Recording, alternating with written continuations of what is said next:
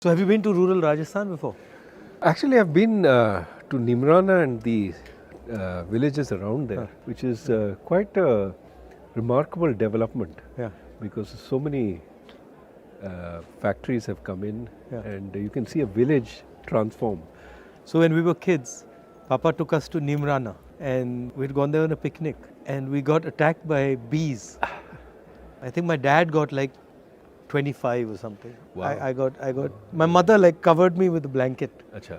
I got 9 or something. She was protective, that's good. Yeah. Here there's Ranthambore. Have you been there? I've been to Ranthambore before. Of course, I came just for the yatra, so I don't see the safari. There's 16 cubs there now. Ah. So everybody who's going there is seeing 3 or 4 tigers. Right. So what is your view about what's going on economically in India, in the world? We Yeah. were just discussing, Yeah. the United States and China. So the next year is going to be more difficult than this one. Of course, this one had lots of difficulties with the war and all that. But because growth is going to slow in the world more generally, people are raising interest rates, that brings down growth. India is also going to be hit. Indian interest rates have also gone up, but Indian exports have been slowing quite a bit. And India's inflation problem is more a commodity inflation problem, vegetable inflation problem. And that is also going to be negative for growth. So I think that we would be lucky if we do 5% next year. See, the problem with the growth numbers is that you have to understand what you're measuring with respect to. If you the had base. a terrible quarter last year and you're measuring with respect to that, you look very good. So ideally what you do is look before the pandemic in 2019 and look at now. And if you look at 2022 vis-a-vis 2019, it's about 2% a year. That's too low for us. And what do you attribute that to? Pandemic was part of the problem, but we were slowing before the pandemic. Yeah. We had gone from 9 to 5. Yeah.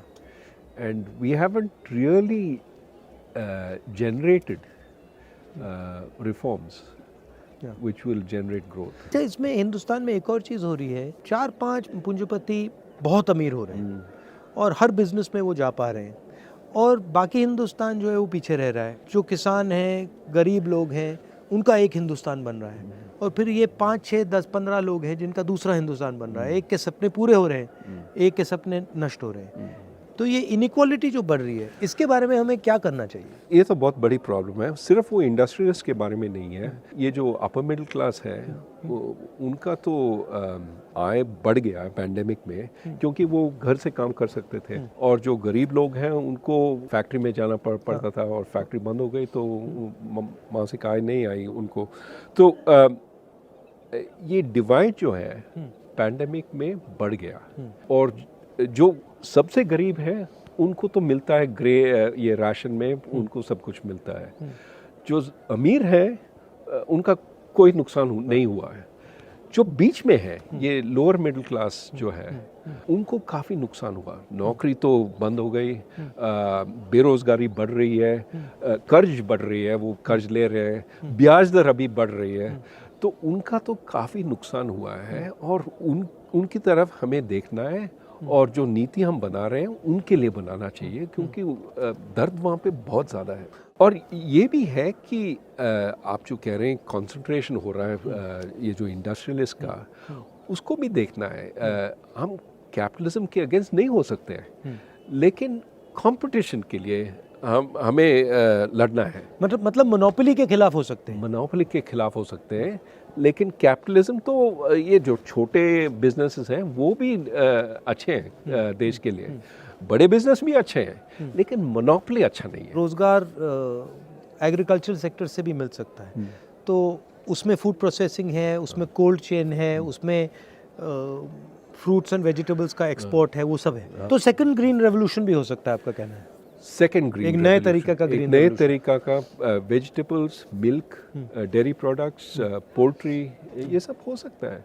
और processing करना है यहाँ पे, क्योंकि यहाँ का labour use करना चाहिए. और खेत के पास. और मेरे ख्याल में उसका भी एक ग्रीन कंपोनेंट है. अगर आप सब ये प्रोसेसिंग खेत के पास करते हैं, जो आप इधर उधर बेच देंगे उसका वेट भी काफ़ी कम हो जाएगा ना, तो इसलिए एनर्जी कंजम्पशन भी कम हो जाएगा। और अगर हम आगे देखेंगे तो एनर्जी कंजम्पशन तो बहुत ही इम्पोर्टेंट चीज़ है और उसको कम करना चाहिए। और यूएस में क्या हो रहा है? यूएस में और बाकी दुनिया में क्या हो रहा है? अभी वहाँ पे तो महंगाई तो बढ़ रही है काफ़ी ज़्यादा, और महंगाई कम करने में ये जो सेंट्रल बैंक्स हैं वो कोशिश कर रहे हैं, वहाँ का आरबीआई, फेडरल रिजर्व या यूरोपियन सेंट्रल बैंक, और इसलिए ब्याज दर बढ़ा रहे हैं, और उससे तो उत्पादन की गति तो कम हो जाएगी। और इंडिया के लिए प्रॉब्लम ये है कि हमारे एक्सपोर्ट्स भी कम हो जाएंगे अगले साल, तो उससे तो एक्सपोर्ट्स तो काफ़ी कम हो जाएंगे और हमारा ग्रोथ, हमारा उत्पादन की गति भी काफ़ी कम हो जाएगी। जब मैं महाराष्ट्र से निकल रहा था तो वहाँ पे जो टेक्सटाइल इंडस्ट्री में काम करते हैं वो कह रहे थे कि बांग्लादेश ने अपनी एक्सपोर्ट पॉलिसी को बहुत अच्छी तरह यूटिलाइज़ किया है और उन्होंने एक्सपोर्ट पॉलिसी से अपनी पूरी वहाँ पे इंडस्ट्री को बहुत कम्पिटिटिव बना दिया।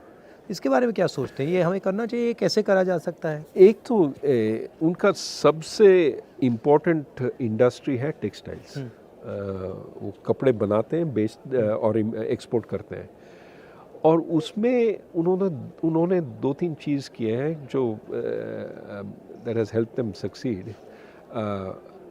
एक तो they allow big factories, not small factories, क्योंकि स्केल इकोनॉमीज की ज़रूरत है, तो they allow big factories. I think labor is largely women, so they employ a lot of women in the textile industry, and the policy is very predictable. It doesn't change.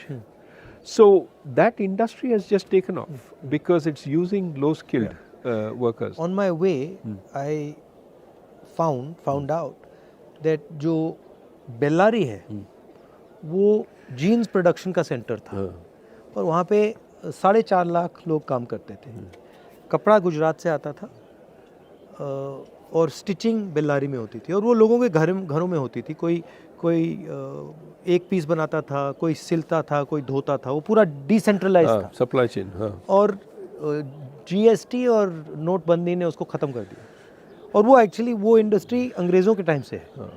4.5 lakh लोग काम करते थे, आज वहाँ 50,000 लोग काम करते हैं, और वो सब मतलब ख़त्म हो गया। तो अपॉर्चुनिटी तो काफ़ी है, बट उसको फाइनेंस की ज़रूरत होती है, उसको सपोर्ट की ज़रूरत होती है। बहुत सारे क्लस्टर्स हैं हिंदुस्तान में जो अलग अलग चीज़ बनाते हैं, हर डिस्ट्रिक्ट में कोई ना कोई स्पेशलिटी होती है, तो उस पे फोकस करके, उनको मदद करके, उनको सपोर्ट देकर भी वहाँ पे इंडस्ट्री बनाई जा सकती है, बन सकती है। वो टेक्नोलॉजिकल सपोर्ट चाहिए, फाइनेंस, क्रेडिट लोन्स देना चाहिए उनको, और ये जो आप कह रहे हैं सर्टेनिटी अबाउट पॉलिसी, कि ऊपर नीचे नहीं जाएगा ये जो पॉलिसी, एक दिन आप एक्सपोर्ट नहीं कर सकते हैं, एक दिन हाँ एक्सपोर्ट ज़रूर कीजिए, नहीं, स्टेबिलिटी। तो मुझे एक बात समझाइए, आप आरबीआई में थे,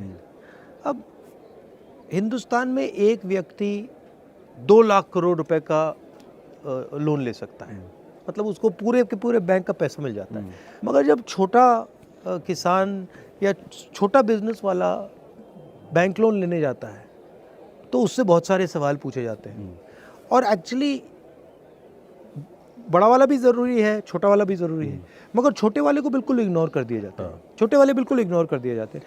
तो ये होता क्यों है और इसको बदला कैसे जाए? अभी बदल सकते हैं, और ये जो आप पहले कह रहे थे इंफॉर्मेशन, ये जो छोटे जो बिजनेसेस हैं उनका तो एक वो तो बेचते हैं और एक रेवेन्यू स्ट्रीम है, उनका सेल्स है। अगर वो सेल्स अगर बैंक को मालूम पड़ता है कि ये जो सेल्स काफ़ी स्टेबल हैं, काफ़ी बढ़ रहे हैं, तो वो ऋण दे सकते हैं, they can lend, but we need that information to be collected and to made available. वो हो रहा है. अभी ये जो फिनटेक चल रहा है इंडिया में, उसमें they are starting to think about all this. But in India everything needs to be 10 times. But see, I don't know of a single Indian company that जो small medium company थी और अब बहुत बड़ी company हो गई. Right? मगर अगर आप US में देखें तो छोटी सी कंपनी 5, 7, 10 साल में बड़ी हो जाती है. तो ये हिंदुस्तान में क्यों नहीं होता? You're absolutely right. Too many of our small firms don't grow big. They die or they stay strong. So why is that not happening? That is needed. You need a path to grow. So here's the problem. They get used to some of the benefits of staying small. वो inspector नहीं आता है, आप GST, आप taxes नहीं देंगे तो कोई आपको ट्रबल नहीं करेगा. तो they stay under the radar screen of the government instead of being helped by the government. What you need is, ठीक है, you stay under the radar screen until you get a business which works. But then once you start growing, I'm going to look at you, but I'm going to help you. I'm not going to just tax you. I'm not going to just make your life miserable with... We need that situation, right? So many of these small businesses get benefits. Now, as soon as they become bigger, we take away those benefits. Right. So there's no incentive to grow bigger. Why not instead say, okay, if you grow bigger, you will have these benefits for 5 years. Yeah. Then they will come off. Yeah. But then by that time you're so big, you don't Right. care. Right. So can we do things like that? So you're saying that to make a transition from a small business to a big business in India, there's a huge cost that has to be sort of managed. Absolutely. Absolutely. And the cost is rent seeking in some way. Today it is largely exactly, rent seeking. Exactly. You see how many firms are stuck at 10 workers or 20 workers, because that's when the regulations start kicking in. I mean, I was thinking about it, the only one I can think of the top of my head is Haldiram's, which went from being a small fellow and he scaled up. And there are a couple of them, but they're not as many as they should We be. need many Haldirams, right? We need many Haldirams, and of course we have some of our tech firms that have grown very, very big, but we need far more of that. And you're exactly right, it's the growth which creates the jobs. Small firms by themselves don't create so many jobs, it's when they grow that they create so many jobs. We need to make that possible. अच्छा, बहुत सारे किसान मुझे कहते हैं कि जैसे ही उनकी फसल आती है वैसे ही commerce ministry export import policy को ट्विक कर देती है और उनके दाम उसी दिन गिरते हैं जब उनकी फसल उनके हाथ में आती है. ये तो बहुत बड़ी प्रॉब्लम है. हम कहते रहते हैं कि हम किसान के लिए हैं, लेकिन जो एक्सपोर्ट पॉलिसी है और इंपोर्ट पॉलिसी है वो मिडिल क्लास के लिए, वो सिटीज़ में अर्बन मिडिल क्लास के लिए बनता है. अगर प्याज का दाम बढ़ जाता है तो हम इंपोर्ट करते हैं और बेचारा फार्मर जो किसान है के लिए दाम तो गिरते हैं.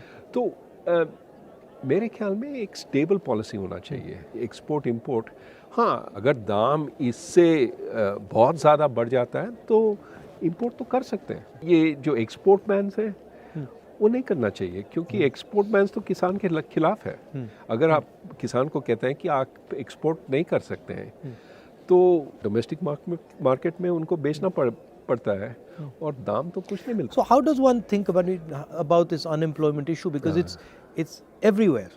You know, I speak to kids and I ask them what you want to do, and they only answer five things. You know, lawyer, doctor, IAS, military, engineer. And so the imagination is, for most kids in India, is that we can only do these 5 things. And then the other thing is, most of them are not hopeful of getting even those jobs. नहीं, बेरोजगारी तो बहुत बड़ी problem है. और बात यह है कि लोग सिर्फ सरकारी नौकरी चाहते हैं क्योंकि उसमें पेंशन है, ये है, वो है और सिक्योरिटी है. और वो ढूंढते हैं, इम्तहान देते रहते हैं. और आप जानते हैं कि बहुत ही कम लोग सरकार में काम कर सकते हैं.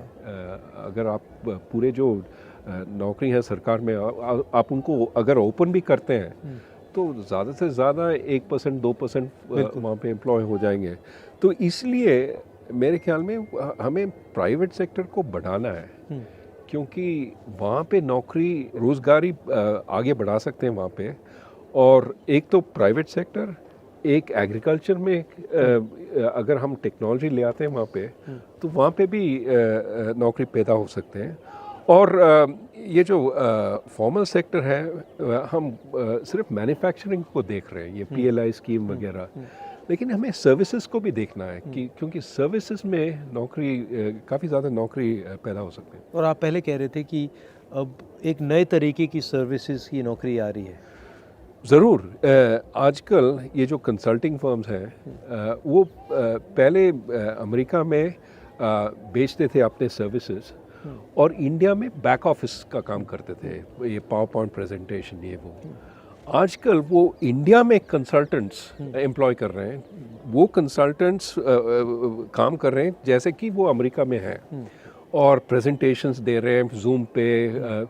दे are actually as if they are working in America, which means they get much higher salaries. But इसके लिए अंग्रेजी की ज़रूरत है।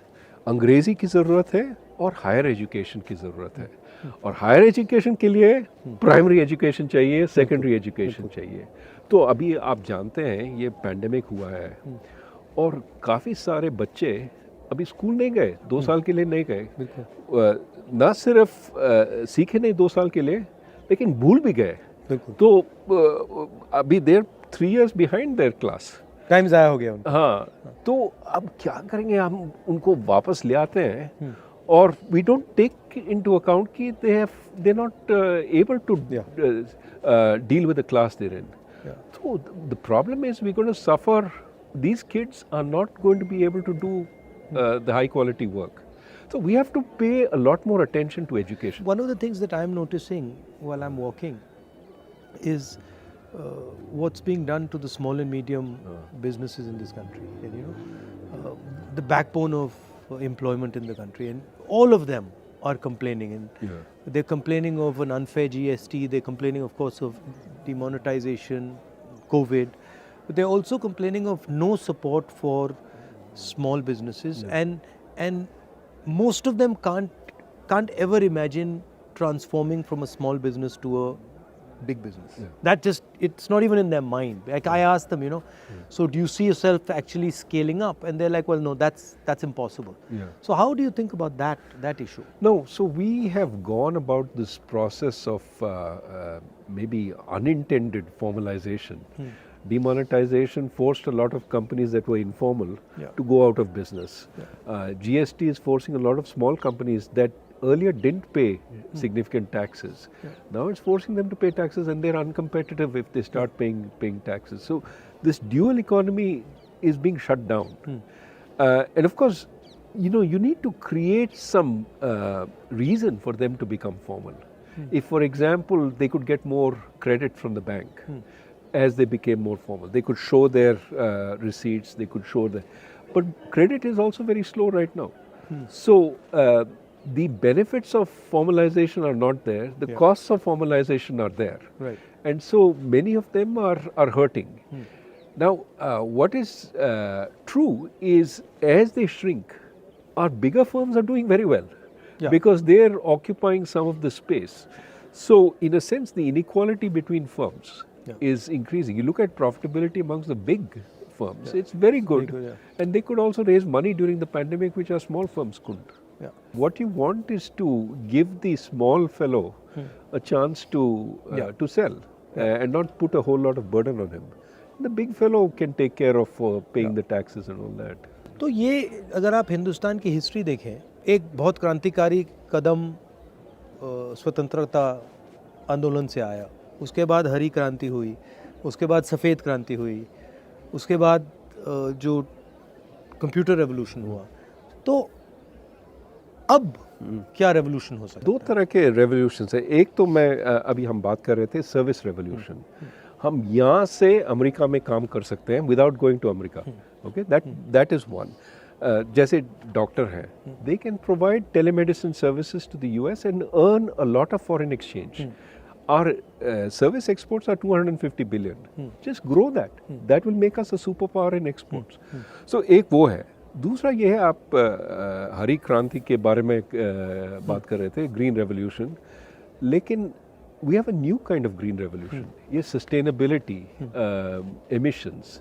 If we push on that, we can be at the frontier, building windmills, building solar plants, making our buildings green. And the most damage from climate change will be in South Asia. Yeah. You've already seen Bangladesh suffer, you've seen Pakistan suffer. India is not far behind. We occupy the same territory. So we have to push very hard for a green revolution elsewhere.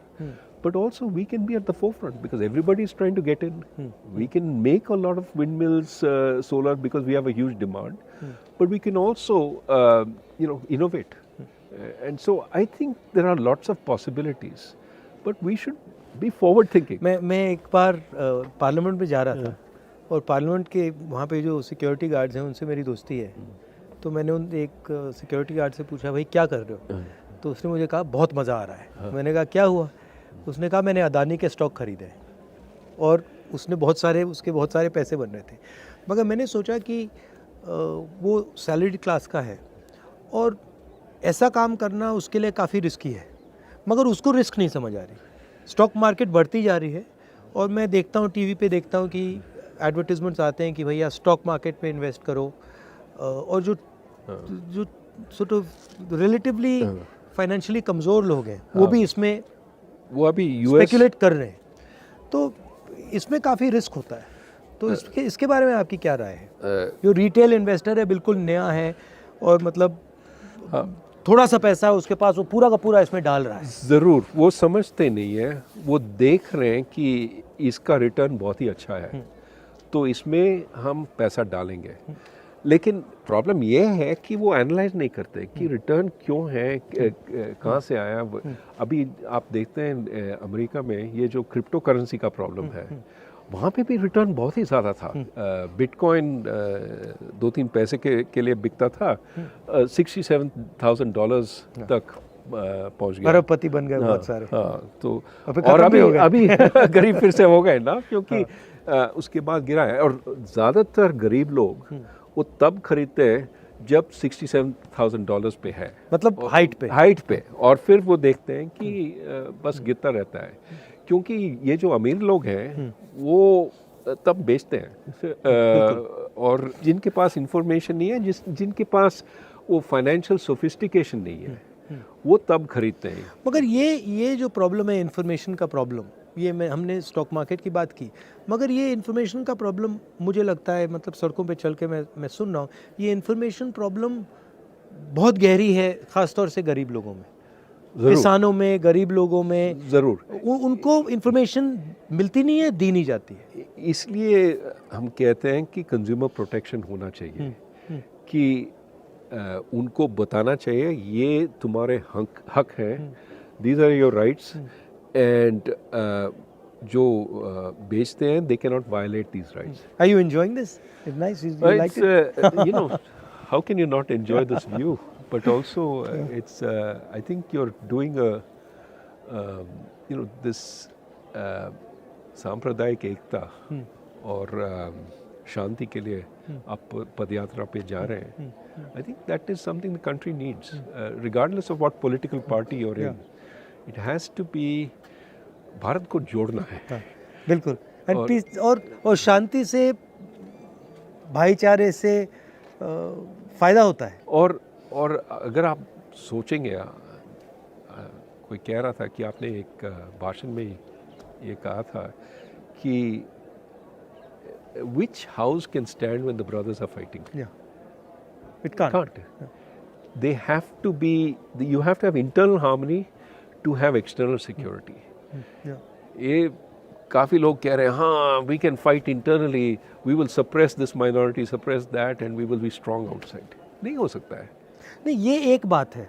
मगर दूसरी बात जो उतनी ही ज़रूरी है कि आज की दुनिया में जहाँ अमेरिका, चाइना, यूक्रेन सब जगह नफ़रत फैल रही है, उस दुनिया में हिंदुस्तान रास्ता दिखा सकता है. ज़रूर. और हिंदुस्तान बहुत बड़ा रोल प्ले कर सकता है. ज़रूर. और ये हमारी हिस्ट्री है, हमारा ये कल्चर है और ये हमारी स्ट्रेंथ है. और लोकतंत्र भी हमारा स्ट्रेंथ है। और मेरे ख्याल में काफ़ी लोग काफ़ी देश हमारी ओर देख रहे हैं कि इंडिया का क्या कहेगी, इंडिया क्या एग्जाम्पल सेट करेगी। और इसलिए हमें सोचना चाहिए कि हम क्या कर रहे हैं और किस दिशा में जा रहे हैं।